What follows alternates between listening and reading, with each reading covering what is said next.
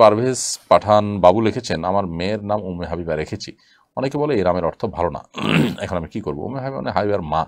আসলে এটা কোনো বাচ্চার নাম হিসাবে উপযুক্ত না, কিন্তু নামের অর্থ ভালো না এমন নয়, খারাপের কিছু নেই এখানে। উম্মে হাবিবা আপনি রাখতে পারেন, তবে শুধু হাবিবা এটা রাখলেও হবে। হাবিবা মানে প্রিয়া, যাকে পছন্দ হয়, যাকে ভালোবাসে, যাকে ভালো লাগে। এটা হাবিবার শব্দের অর্থ সবসময় আপনার যে তথাকথিত প্রেমিকা বা ওই রকম নেগেটিভ অর্থে, হারাম অর্থে যে ব্যবহার হয় সেটা হওয়া জরুরি না। আপনার ছেলে মেয়ের মধ্যে মেয়ে আপনার কাছে প্রিয়, আপনার ভালোবাসার পাত্র, সে অর্থে হাবিবা হতে পারে, এটা ব্যাপক অর্থবোধক। অতএব শুধু হাবিবার নাম রাখতে পারেন।